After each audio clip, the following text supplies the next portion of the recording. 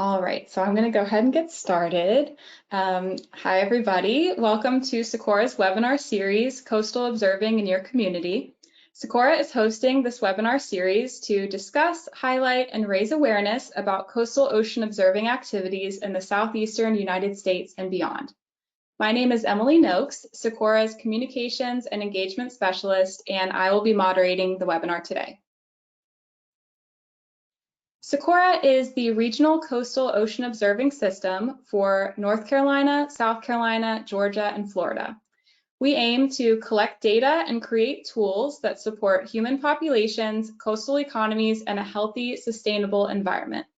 We are one of 11 regional associations that make up the Integrated Ocean Observing System, also known as IOOS. Our mission is to bring people, technology, and data together to facilitate collaborations, projects, and knowledge sharing to ensure coastal ocean resilience, safety, and a thriving blue economy. If you would like to learn more about who we are, what we do, and why we do it, please feel free to scan the QR code to be directed to SECORA's newly designed website, secora.org.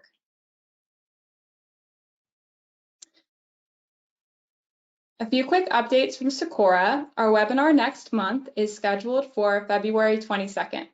We will hear from Dr. Phil Bresnahan from the University of North Carolina, Wilmington, about developing low-cost and open-source technologies for smart coastal communities. Keep an eye out for registration opening soon. Secondly, we would like to invite you to our 2024 annual meeting in Charleston, South Carolina on May 7th through the 8th. We will have more information coming soon, including sponsorship opportunities and session topics. Visit our website or scan this QR code to access our annual meetings page to keep up to date. Everyone is welcome to join. Now that you all are familiar with SECORA, let's get into the webinar. During the webinar, we highly encourage you to ask questions for the presenter by clicking this icon and typing in your question. With time permitting, we will have a Q&A session at the end of the presentation. We are recording the webinar today and we'll be posting the recording on the SECORA website and our YouTube page. We will also share the link through social media. We are very excited to be hosting Dr. Joseph Zhang from the Virginia Institute of Marine Science. He is working with IOOS and co-ops to develop a new Southeast Coastal Operational Forecast System, also called SECOFS, based on the work they have done on the Surge and Tide Operational Forecast System. This system is focused on flood hazards and safe navigation in the southeastern United States. Today, Dr. Zhang will discuss progress updates and preliminary results. Dr. Zhang, I will now make you the presenter, and I'll let you know when we can see your screen. Thank you. Thank you, Emily, for the introduction. So, yeah, it's my pleasure to give the webinar on our ongoing work for SECOFS. So it's a long title here, but I just want to highlight a few keywords. So we're going to focus the coastal flooding and also safe navigation through this new forecasting system. And we're going to couple with the NOAA's inland hydrological model, national water model. So I'm Joseph Zhang from Virginia Institute of Marine Science. I lead the local team here for the project, the BIL and the SECOFS project. And we are actively working with multiple divisions of NOAA. So first, SECORA, led by the Deborah Hernandez, and the co-ops team, led by Karen and Lindy, and the Officer Coast Survey team, led by Saeed Mohimi and Ed Myers. And we are also actively working with the NCAR ESMF developer teams. So that's Woolfolk, Dr. Woolfolk. And the overall project management is led by the Dr. Tracy Fanera from IOOS. Okay, so overarching goal of this BIL SECOFS project is to create a new operational forecasting system for the Southeast Coastal United States called SECOFS. And the SECOFS will also be eventually run under this next generation, NOAA's next generation platform called Unified Forecasting System, UFS. I will discuss a little bit about UFS later. And we are also work with the co-ops teams for the development of a generic coastal flooding skill assessment and evaluation infrastructure for operational models. So this picture shows the coverage of the SECOFS. So we have two disjoint domains to cover. Okay, so first one is the Southeast United States, from the Chesapeake Bay all the way to the Florida and Alabama border.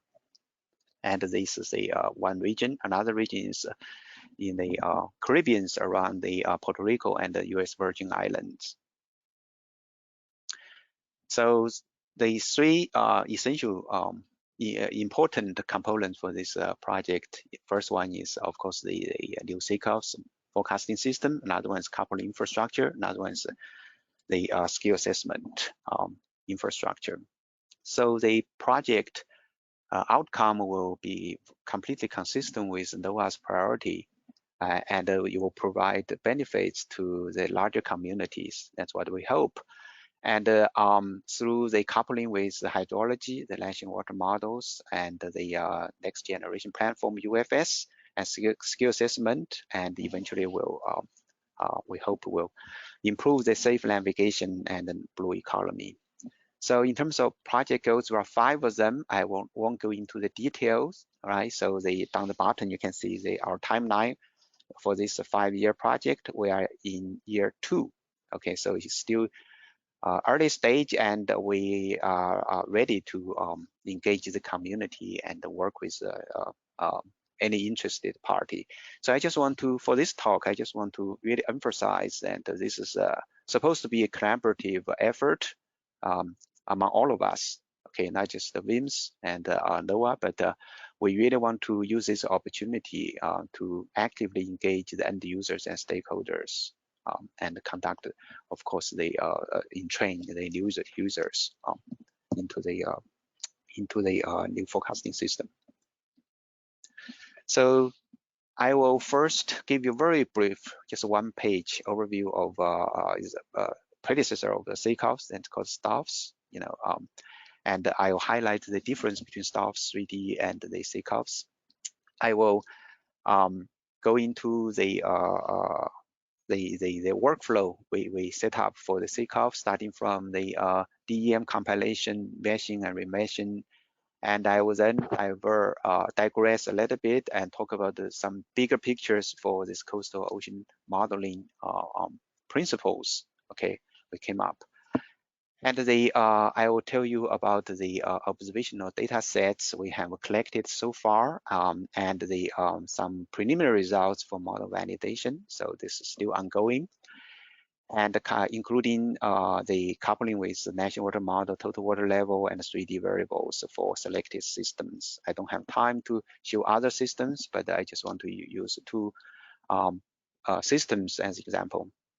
And then I will circle back to my favorite topic, community engagement. That's why all of us are here. To figure out a way to really go how to actively work with each other, work together with each other.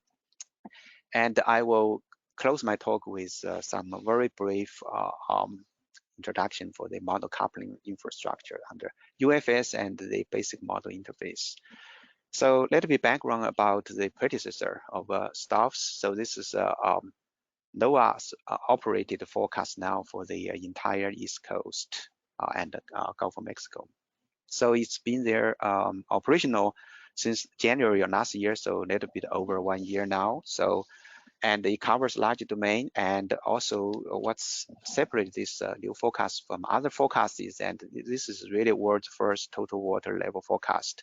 So includes the inland, the coastal coupling, okay, so-called compound flooding or total water level flooding. And at the moment, it's one-way forced by the national water model and our land boundary. So we cut the land boundary 10 meters above the sea level and shake hands with the national water model there. So we basically ingest lots of tens of thousands of streams inflows from national water model and our land boundary. And they because we include large areas of our coastal watershed, we can do model validations for lots of NOAA gauges, USGS, and Army Corps gauges. And during this process, we came up with some very nice semi-automatic mesh generation tools to aid the mesh generation, because when you go to coastal watershed near shore, the geometry and the bathymetry becomes very, very complex. So we really need this type of new generation tools to help us to do the mesh generation. I'll come back to this point later. And for STOFS 3D, we did some preliminary validation for 3D variables at large scale mostly, not so much for the small scale, but the focus for the SECOFS instead will focus on the small scale estuaries and rivers, and seriously validate the 3D processes in the southeast coast.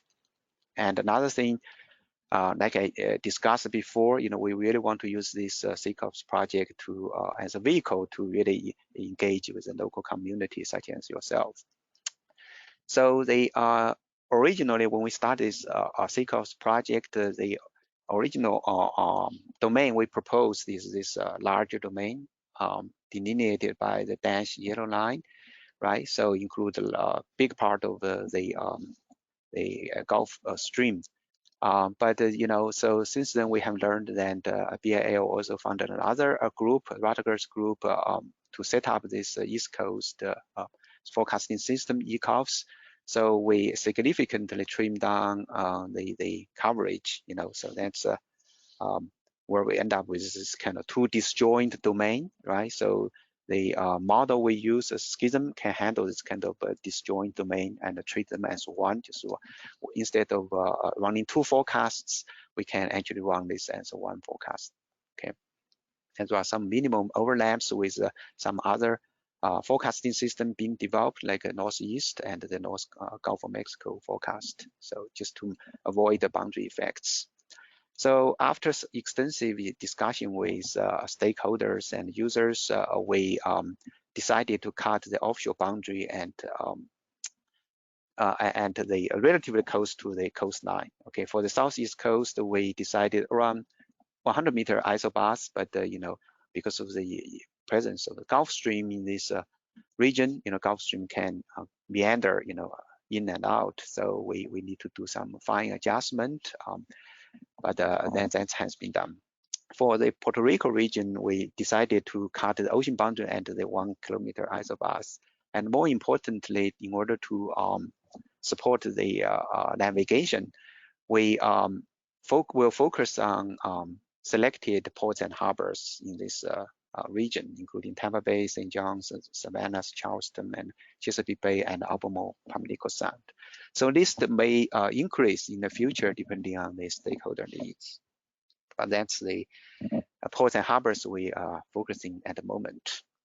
So we strongly believe that any modeling effort should start from a raw DEM. So we spend lots of time compiling different sources of DEM. So right now we are using thousands of tiles, from NOAA, from USGS, and from Army Corps. Okay, so primary source we use at the moment is a CUDM from NOAA and a few CONET as well.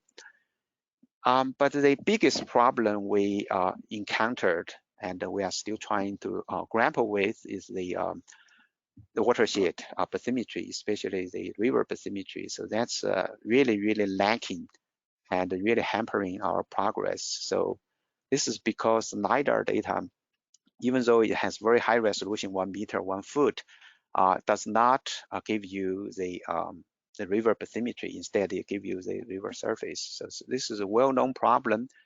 And so, we need to do better going forward, and we are working actively with a co-survey team and other teams to really come up with a better bathymetry for the Earth rivers. And as a last resort, we also tried the navigation charts. Okay, So when all the other DEMs fail, we have to use the navigation charts to get those channels open.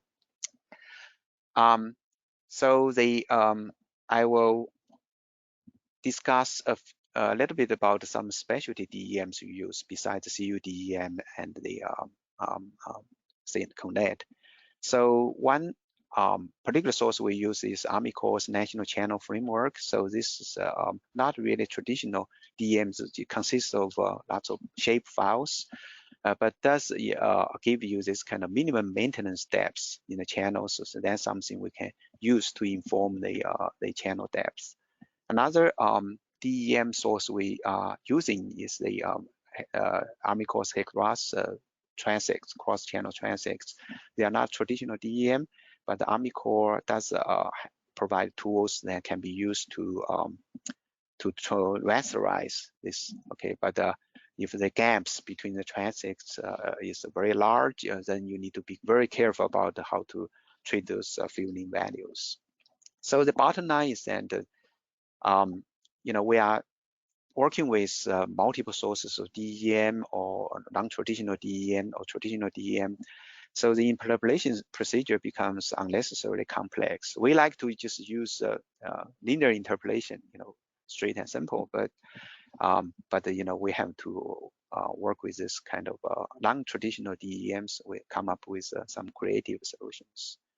So we are actually working with NOAA OCS teams to really consolidate the DEM around this new generation called blue topos. A few words later on blue topo.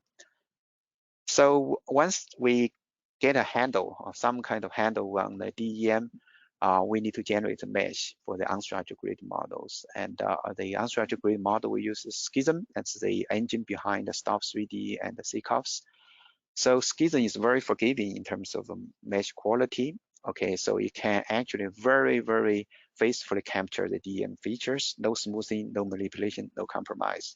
So essentially what you see in the DEM, the features you see in the DEM is what you will get in the final mesh. Okay, if you do the mesh generation right. We do have now very, very cool semi-automatic tools I will show you later to really help this make this mesh generation process as smooth as possible.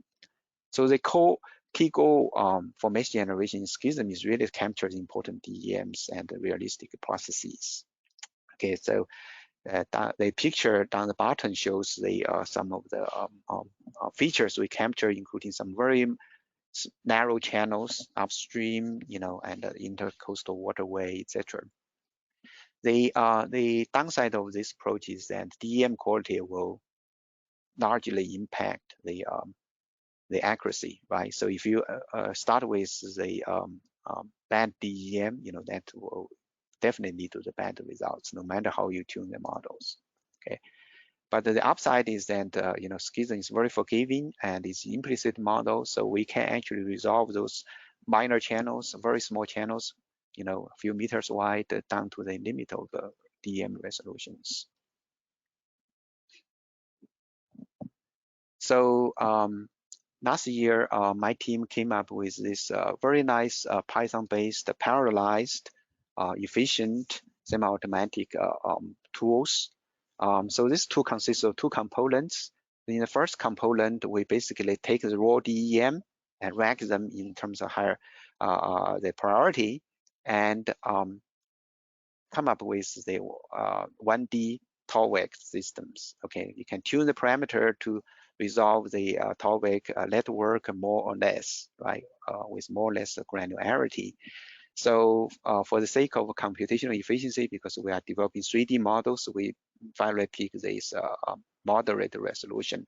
And in the second step, river mapper stage, we basically take this 1D representation of channels, expand into the 2D representation, capture the two banks of the each river. And no matter how narrow these rivers are, we can actually capture that river banks and generate the internal arcs and feed those arcs and polygons into the mesh generation tool. We are still using SMS, but the OCS team has taken our tool and develop further, into use their Python-based triangulators. So they are So eventually they want to have this whole process done inside the Python, fully automated.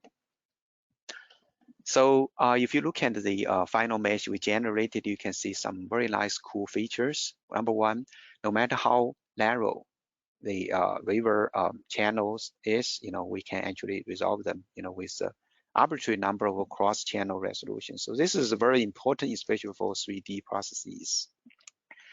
And another thing is that we like to use this kind of quad-like elongated quartz structures to represent the channels. So this has multiple advantages. Flow-aligned quartz are well known to be more accurate, and also it saves lots of computational resource. If you want to use pure triangles, you can waste lots of elements, and the mesh size will become 5 times, 10 times larger easy. Okay, so this is really a very advantageous way of doing this kind of channel meshes. Outside in the watershed in other regions, we use pure triangles. And one effect from this mesh generation tool, because you are working with so many constraints, right? Geometric constraints or defense structure like levees, etc. So you inevitably will end up with lots of skew elements. If you look closely, you see lots of skew elements. So fortunately, the model is very resilient for those skew elements. So does it work? Yes, we published a paper last year to demonstrate this semi-automatic mesh generation to really improve the results in terms of inland water routing. So this 3 plots shows the results from the first version of STOFS 3D and the upgrade last year, right? Using the semi-automatic meshing tools. In the first version, we just use a 1D TOWIC from National Water Model to guide the mesh generation. As a result, some river are not well resolved. As a result, cases kind of broken channels and ponding of waters, right? But that's resolved in the upgrade, and you can go upstream and look at some very narrow channels. That's still resolved. Water flows smoothly. So that's exactly what we want. So the bottom line is that we can now resolve the features of any size, meter scale, no problem. Okay, so as long as the DEM allows. So now I want to digress a little bit and look at some bigger picture, So we've been doing this line of work for over 2 decades now. So we have accumulated lots of experiences, and in our experience, we found that there are not some myths, in the coastal modelings. So during the last 2 decades, tremendous progress been made in algorithmic development and computational efficiency and transition to operations. Okay, so that's just a fact. But we also believe that coastal modeling as it stands still lacks rigor. And there are lots of gray areas, too many gray areas. Okay, so those gray areas equally plagued the unstructured grid and structured grid models. For unstructured grid models, in particular, mesh generation is often considered an art, not exact science. So that's something we want to change. And those issues are compounded by the uncertainties in observation, particularly in DEM. So DEM is a type of observation. And as a result, error compensation is very rampant. This becomes a very urgent issue because the observation technique has improved, will continue to improve into the future. And as we speak, Coast Survey team told me that the vertical uncertainties in the new generation DEMs is under order of 10 centimeters, so and improving fast. So we believe it's high time to really reevaluate all models in this new light. So through this STOFS 3D and the SECOFS effort, we are trying to debunk some common myths, in this coastal modeling. So I just want to take this opportunity to advertise, so there will be a soon special issue in ocean modeling, and I'm the co-editor there. So this special issue is most aimed at, summarizing our experiences and also experience from other modeling groups, and take stock on where we are in terms of seamless cross-scale modeling. Okay, are we there yet? So that's a question we ask, right? 20 years ago, we set a grand vision that we want to have this kind of capabilities. And the first paper is dedicated to debunking this kind of myth in coastal modelings. You know, the paper will be submitted very soon. So to debunk the common myth in coastal modeling, we proposed the 3 guiding principles, which I think are very important. The first principle is related to the bathymetry DEM, right? So we strongly believe that the bathymetry is first order forcing in coastal domain, right? So this is widely acknowledged by all modelers, but rarely, very seldom enforced or checked. So that's a problem, okay? So in particular, observation-derived DEM, survey-based DEM data should not be smoothed or otherwise manipulated beyond the resolution of the numerical grid. So that's very, very important, and we publish a number of papers now to demonstrate this kind of detrimental effects of manipulating DEM. So second principle is related to the multi-scale nature of coastal processes. We all know the coastal processes traverse many, many scales, some large, some small, and some are ultra small. So we believe that the numerical model ideally should be able to traverse those scales and ease, right?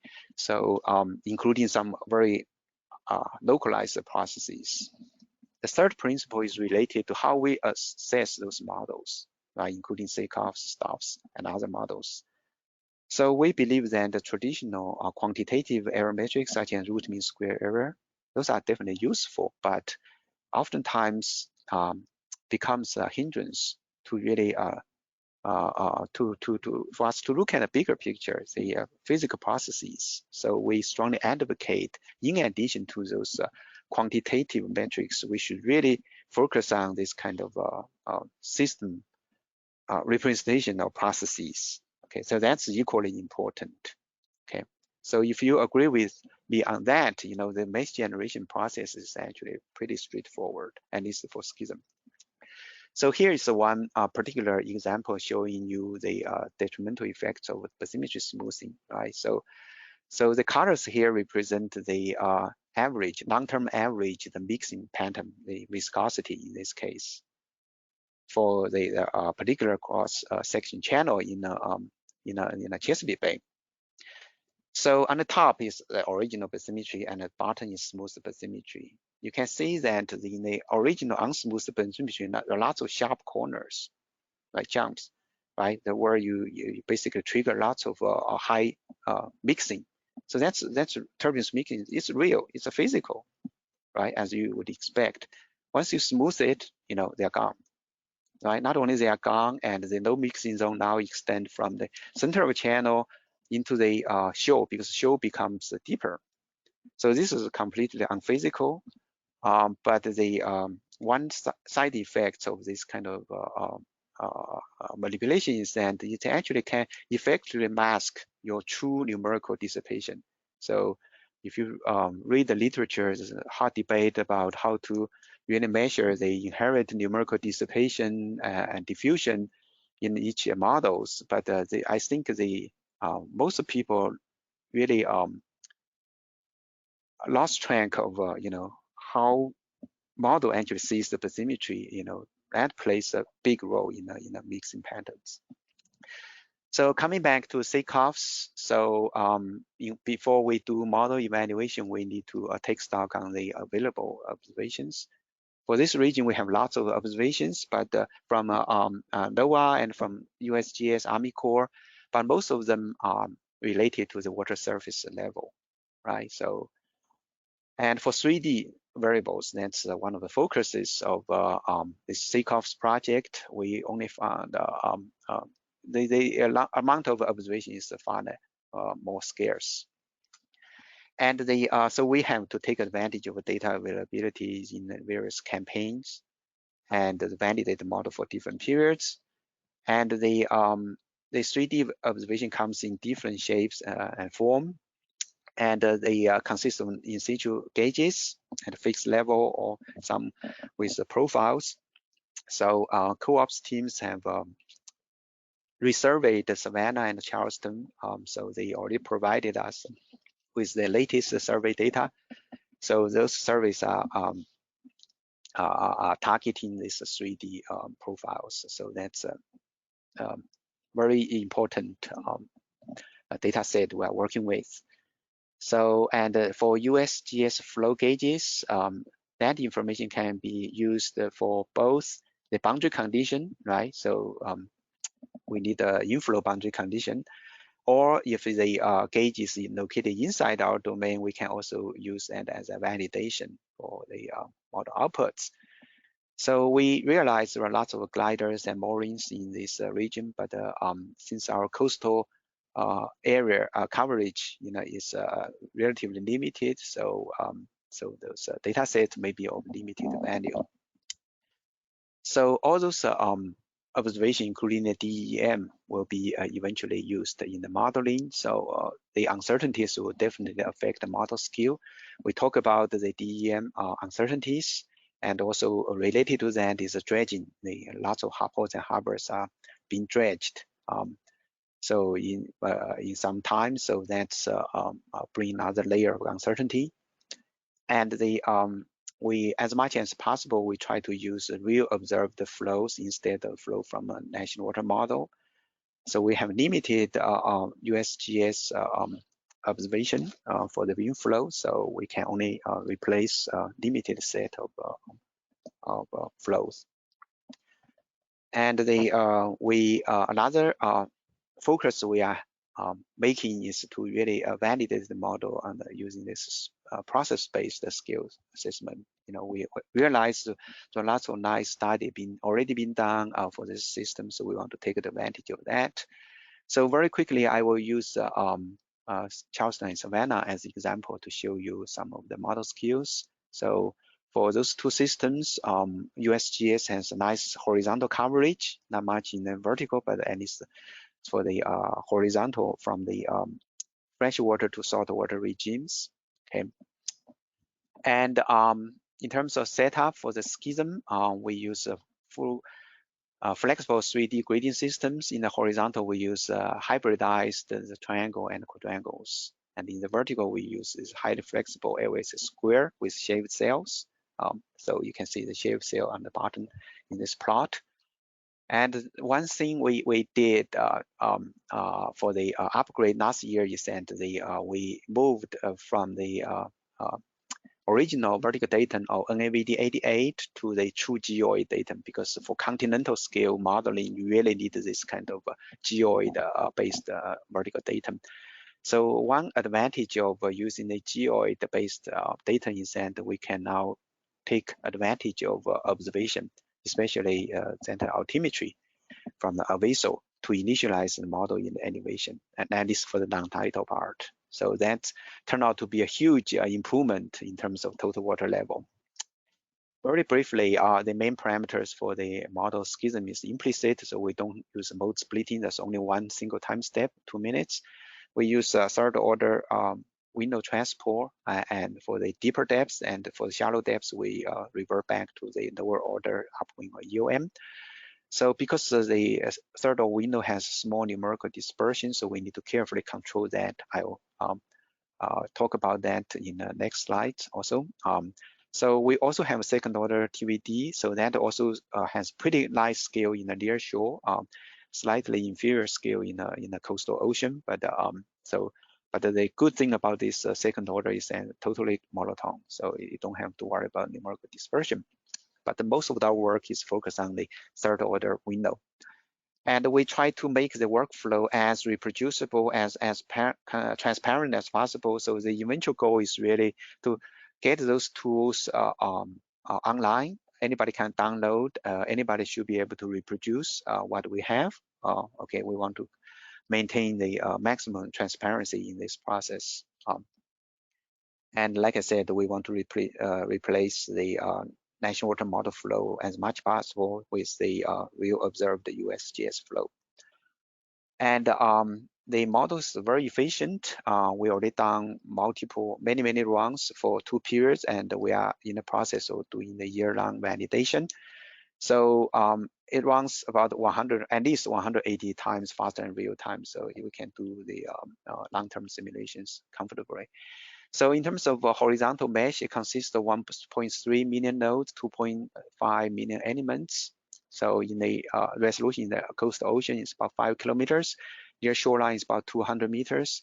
And variable resolutions when you go inside the estuaries and rivers, especially for rivers, small rivers, we ensure at least 2 rows of elements cross channel. So if you look at the finest resolution, it's actually less than 1 meter. Okay. And this picture shows the entire mesh, and the boxes shows the zoom in. For example, this is a zoom in near St. John's River.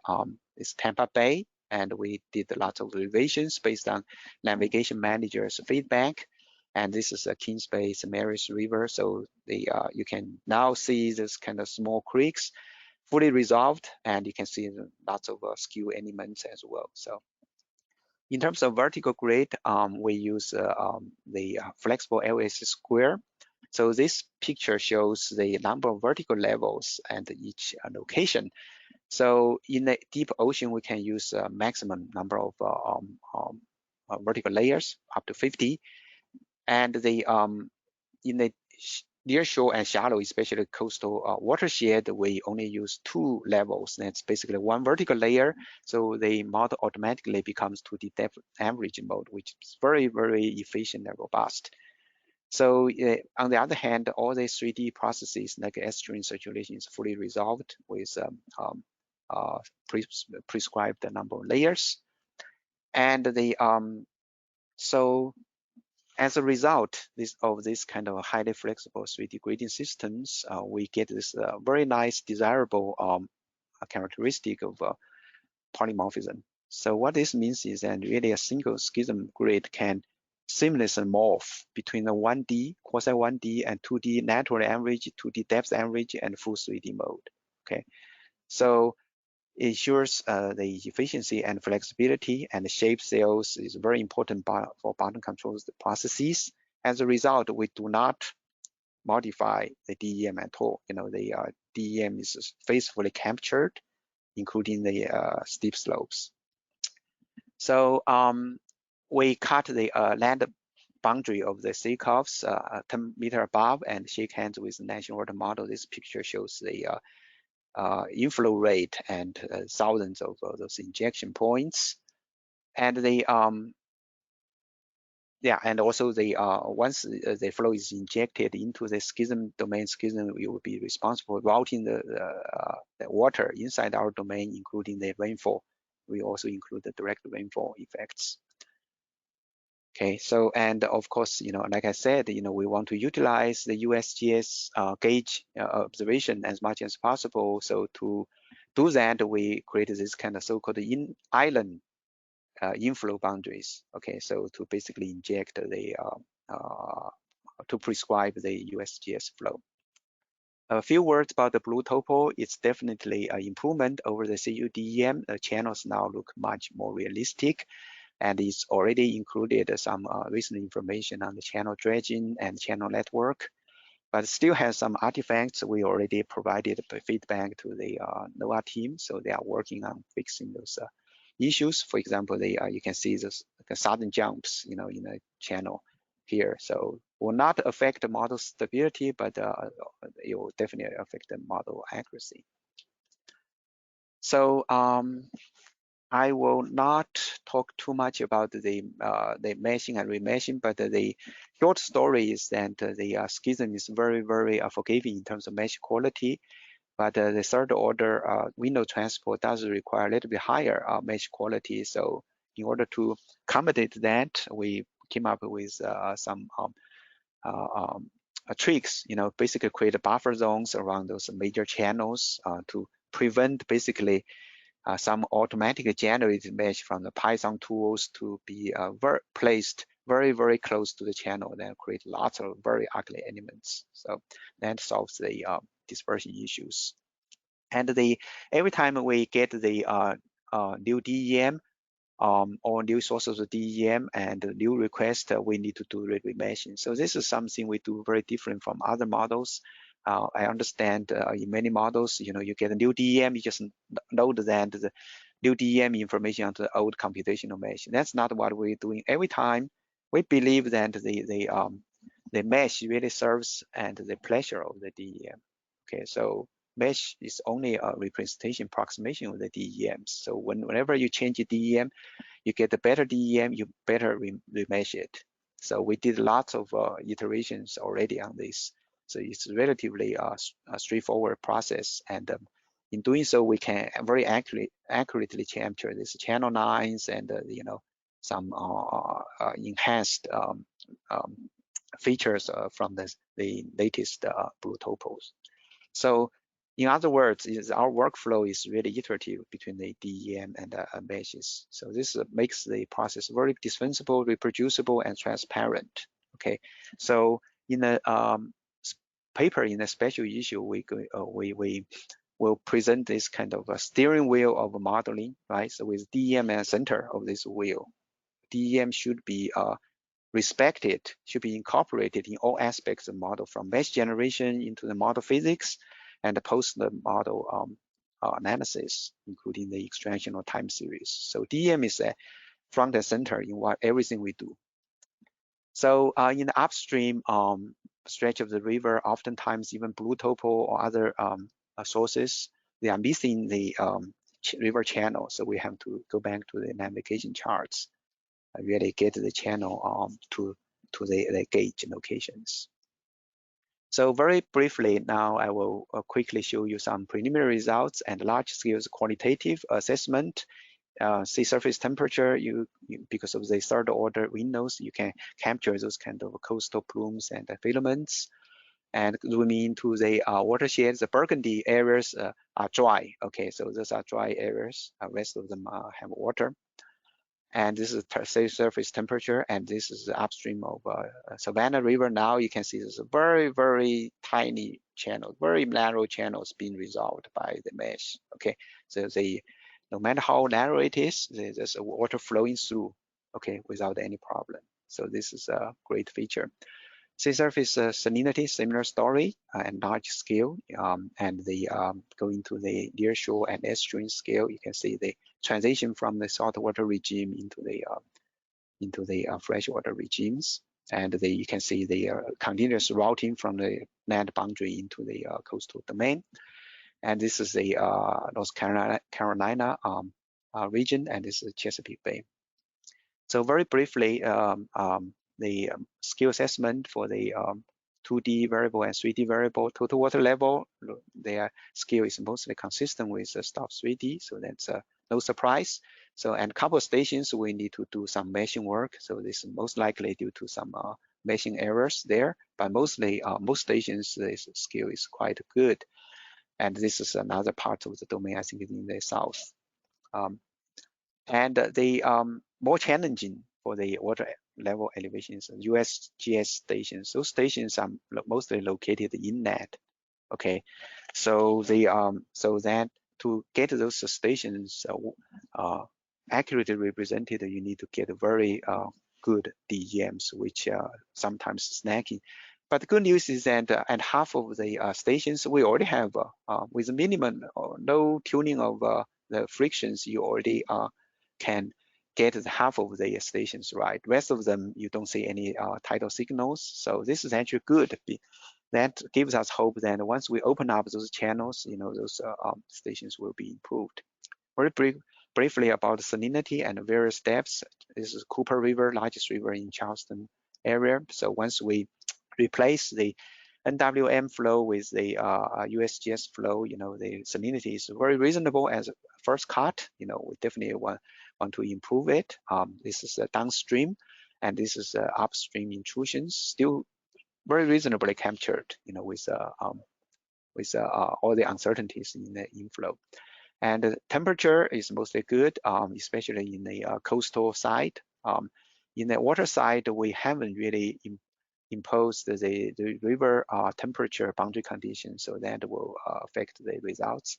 And if you notice this location, we are not doing well. That's because of wetting and drying. So that also will involve some remeshing around there, or maybe just the locations of the station is off. So very briefly, St. John's River for salinity, again, we are doing quite a reasonable job near the entrance, a little bit overestimation, and going into the midstreams quite well. And those stations are located at different depths, just to remind you, and going into the upstream near the intrusion limit, we're still doing quite well. So in order to get this kind of scale, you do have to have very accurate inflows, and you have to sometimes tweak the bottom frictions a little bit. So for this St. John's River, we also have a velocity ADCP profiler. So we also did some assessment for 2 stations, one near the entrance, another one inside near Dames Point. So the model is doing reasonably well, a little bit of overestimation near the entrance, and inside we are doing much better. Okay, again, the 3D variables is highly site-specific and has a higher requirement for the DEM. Okay, so it's very sensitive to DEM, much more so than the elevation. So I want to circle back to my favorite topic, how we can work together to make this SECOFS a success, right? So there are multiple opportunities. So we have NOAA conduct the annual schism workshop, usually in July. So if you are interested, encourage you to attend. And you can also work with us through SECOORA and the IOOS, that's the Caribbean, through their outreach and development work, newsletters, webinars such as this. And you can also tell us your requirement for the SECOFS outputs format, what kind of outputs you need, and you can also discuss with us how to link SECOFS with some localized modeling effort. And of course, we want to take advantage of the smart sensor network by SECOORA and others. Or you can contact me directly for your areas of interest. We definitely welcome that feedback.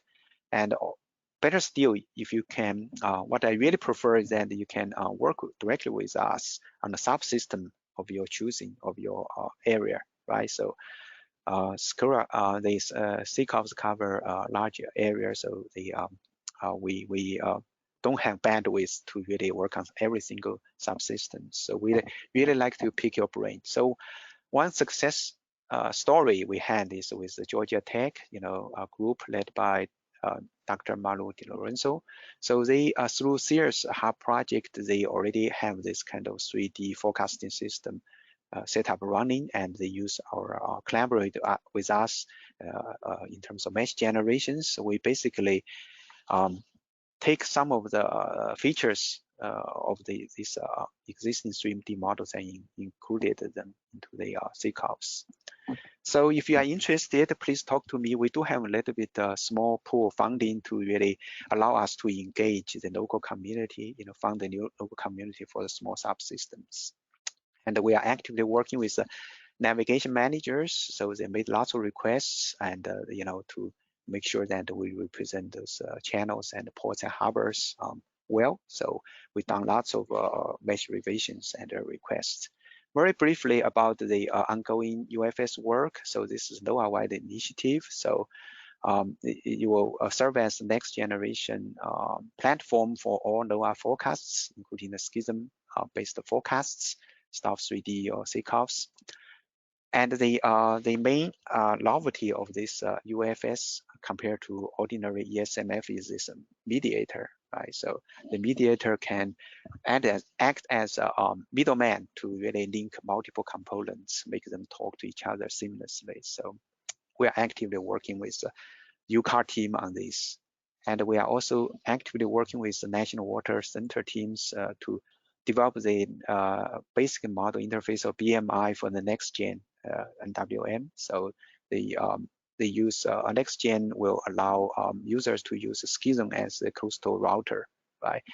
And the see in terms, yeah, I better quickly ramp up. So to summarize, we are actually working with the IOOS multiple divisions of NOAA on the new forecasting system SECOFS. Will be fully forced by the NWM. and the ocean side will be forced by either HICOM or eventually SECOFS. And we'll work with the co-ops team to transition into operation year 3, starting from year 3. And we are actively engaging local communities in this exercise, and we want to create some synergies, mutually beneficial collaborations with you all. And we have made some preliminary progress in terms of model skill assessment. We are still working with the co-ops teams come up with a new standard for this kind of compound flooding forecast. So, and for 3D process is highly specific. That's where your unique expertise and experience comes very, very valuable to us. We like to pick your brain. So if you want to work directly with us, that's even better. So talk with me on that. With that, I will close the my talk and see if there are any questions.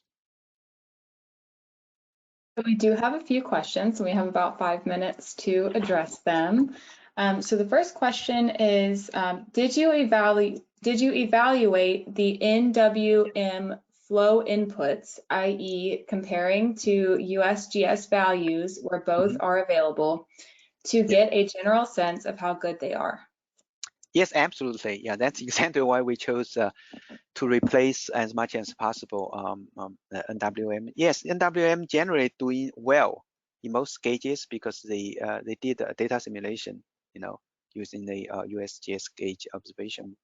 But having said that, it does have some bias, especially in terms of timing of the peaks and the width, the width of the peak, duration of the peaks.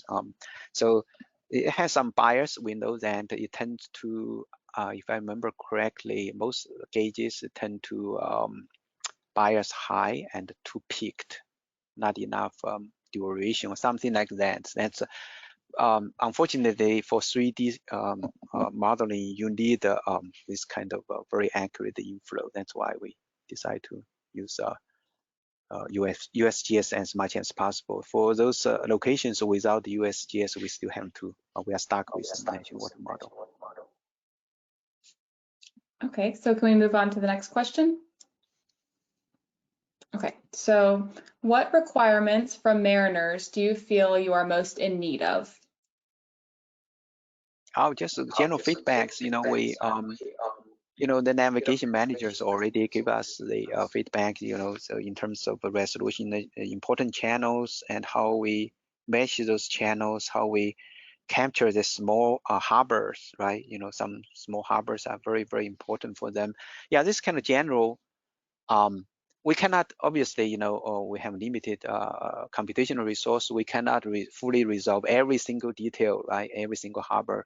But, if you can justify for us, there's an economic value and the, it's very important for the communities. We can work with you actually to incorporate those fine details into the SECOFS mesh.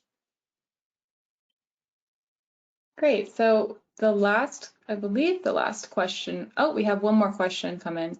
So quickly, someone just wanted to confirm that Puerto Rico and the U.S. Virgin Islands are part of the SECOFS imprint or footprint? Correct. Well, we already talked with the Caracas folks on that. We haven't done much work there. We are mostly focusing on the Southeast at the moment, just because of, we want to get enough experience. But eventually, yes, yeah, we will cover the Puerto Rico and the Virgin Islands. Okay, and then the last question, which I think we will have time for, is how did you assign depth value for grid nodes? Did you use interpolation method? Yep, linear interpolation. That's our default. We don't use nearest point interpolation. We have a paper actually on this. So I know nearest point interpolation is very popular, but it has lots of downside. We use linear interpolation, which is consistent with the finite element framework of schism. And we do have one more that came through. Someone thanking you for the great talk. They have a question as for the potential collaboration. I might just email this one to you. It's a pretty long one and we're about to wrap up. So I will email this question to you so that we can get it answered. Thank you. Thank you everyone for attending today's webinar. We hope to see you on February 22nd for the next webinar we will be hosting. And thank you, Joseph, for the great talk today. Thank you all for your time.